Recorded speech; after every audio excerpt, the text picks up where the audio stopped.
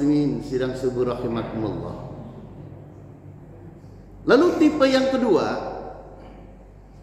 ini hidup mewah nih begini. Motor kan cukup yang biasa, tapi motornya ada yang 1 miliar. Ini karena pingin dianggap orang kaya. Makanya kadang-kadang masya Allah. Yang kedua, tipe manusia yang kedua, orang yang tidak berharta, penghasilannya pas-pasan tapi ingin kelihatan kaya. Nah ini tipe yang kedua ini dalam bahasa Bogor biar tekor asal kesohor.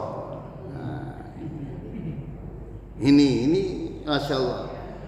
Orang ini terobsesi oleh kehidupan mewah sehingga gaya hidupnya gaya hidup mewah. Anak-anak muda yang terobsesi hidup mewah, gaya hidupnya gaya hidup mewah. Sebenarnya di luar kemampuannya. Namun ia ingin tampil lebih dari kenyataan yang sebenarnya. Nah ini tipe yang kedua ini yang harus kita edukasi, bahwa hidup itu adalah tidak perlu dipuji orang, tidak memerlukan pujian orang, tidak perlu harus tampil dianggap sebagai orang kaya. Finansialnya itu pas-pasan. Lebih besar pasak daripada tiang. Nah ini. Karena itu anak-anak muda atau golongan yang ingin dianggap sebagai orang kaya tapi finansialnya pas-pasan, finansialnya tidak mendukung, ini memperbesar hutang. Sepeda motor kredit, mobil kredit, kulkas kredit, sofa kredit, apalagi didukung istrinya, alat-alat dapurnya kredit juga, panci aja kredit tuh. Ada panci kredit, subhanallah. Apalagi zaman sekarang zaman pay later. Pay later, saya juga baru tahu ada istilah pay later ini. Artinya barang diterima duluan, dipakai duluan, bayarnya belakangan sambil kredit. Bahasanya keren, pay later. Masya Allah, pay later. Padahal sumber gajinya itu cuma satu-satunya. Sehingga kehidupannya itu untuk transportasi ke kantor, untuk kehidupan rumah tangganya cuma tinggal 1,5 juta. Nah disinilah mulai hidupnya tertekan oleh hutang, hidupnya menjadi hatinya serba gelisah. Resah gelisah berakibat suami istri ini sering cekcok.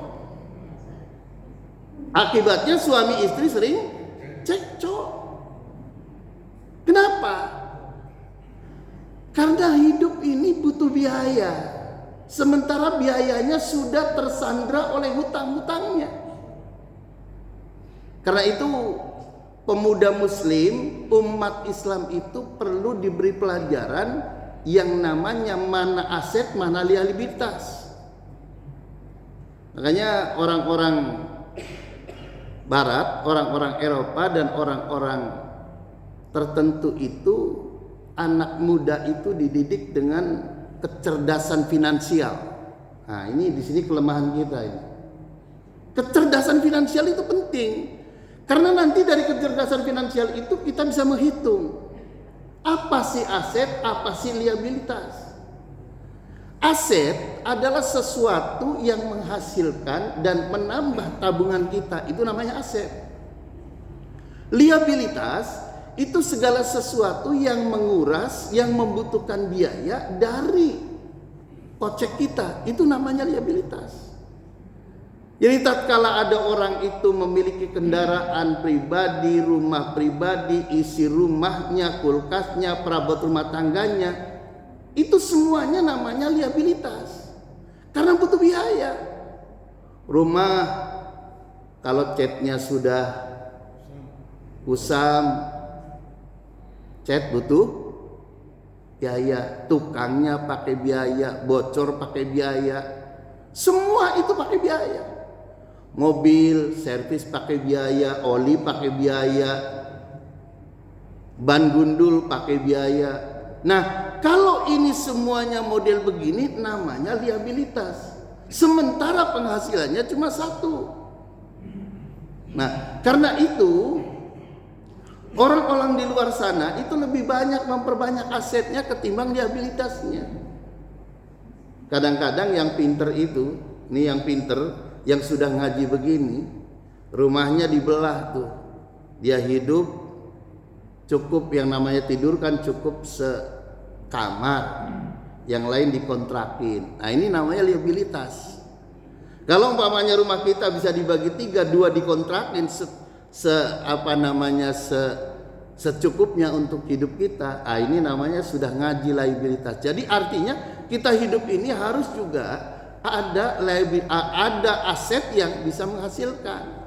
Kalau semuanya menjadi pemborosan, maka ini yang akan terjadi, hidup boros demi gengsi status sosial.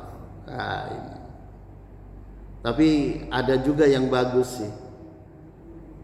Jadi kalangan ibu-ibu tertentu itu kalau mau lebaran ya untuk mengimbangi orang-orang yang memamerkan emasnya, dia cukup dengan emas tiruan lalu mau lebaran disepuh. Enggak apa-apa. Itu bagus. Itu namanya ya agar tidak dihina orang, akan tetapi ini enggak apa-apa begitu. Kan cuma untuk gengsi doang. Jadi hidup boros itu beda, yang dibutuhkan dengan yang diinginkan. Orang itu yang namanya mobil itu adalah butuh buat kendaraan. Cukuplah umpamanya Kijang, umpamanya Avanza, umpamanya. Tapi kalau yang diinginkan Alphard, nah ini mulai terjebak lilitan utang tidak berkesudahan. Nah ini tampak di kehidupan kita ini sistem ekonominya menjebak kita untuk kita mudah hutang.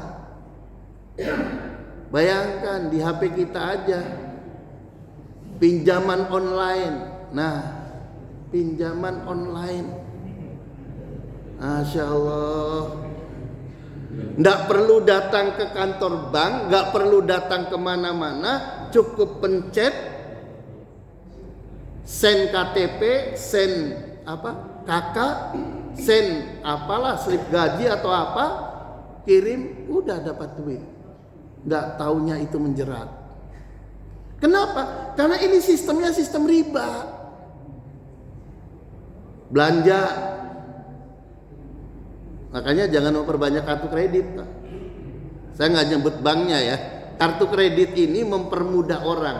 Memang itu alat yang bagus untuk keperluan kita, tetapi hati-hati dengan kartu kredit. Jangan asal gesek. Karena ada yang punya kartu kredit sampai 5, utang sana, utang sini, tambal sulam. Akhirnya, Masya Allah.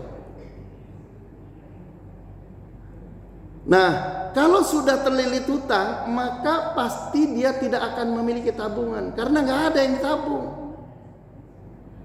Jadi perhatikan, makanya kalau bisa kata teori ilmu keuangan, jangan tempatkan telur dalam satu keranjang. Nah ini, jadi jangan tempatkan telur dalam satu keranjang. Artinya kalau penghasilan kita cuma satu, hati-hati. Jangan asal utang. Sudah suaminya senang utang, istrinya senang kredit. Nah, Insya Allah. Akhirnya depresi, stres. Nah, bunuh diri. Masya Allah. Karena itu apa? Kita ini lihat kebutuhan lah. Jadi kami memberikan nasihat kepada orang-orang, saudara-saudara kita. yang banyak memiliki kartu kredit bagus, tetapi hati-hati terhadap kartu kredit karena itu mempermudah hutang. Dan ingat, hutang itu kalau dibawa mati menjadikan masalah di kehidupan akhirat. Orang-orang yang terlilit hutang kadang ini dihasilkan oleh mindset gengsi. Di daerah-daerah tertentu, orang itu kalau masuk masjid itu dilihat merek sarungnya. Nah, daerah tertentu itu sarung. Jadi ada sarung yang cukup 150.000 atau 200, karena supaya gengsi sarungnya yang 850 atau 1 juta lebih. Nah, itu daerah sono tuh. Saya tahu. Saya sendiri juga pernah dikasih. Masih kecil waktu itu, saya masih muda, dikasih sarung yang 850 sampai 1 juta. Karena di sana itu, di sono, nggak usah sebutin daerahnya nanti tersinggung. Nah, lalu kemudian kartu kredit dan pay later itu mempermudah orang hutang. Insya Allah hutang ini dipermudah. Jadi kita ini jangan kemudian dipercaya diberi hutang lalu memanfaatkan hutang sebesar-besarnya. Apalagi kemudian ditambah pinjol. Nah ini pinjol ini Masya Allah, cara nagihnya itu bikin orang stres. Tapi saya nggak ngerti pinjol yang mana, saya juga nggak tahu apakah yang ilegal saja atau bagaimana, wallahu a'lam. Tapi ternyata banyak orang yang kehidupannya stres gara-gara utang pinjol. Oleh karena itu hadirin kaum muslimin rahimakumullah, orang kalau kita memang penghasilannya itu pas-pasan, hiduplah sederhana, apa adanya, insya Allah.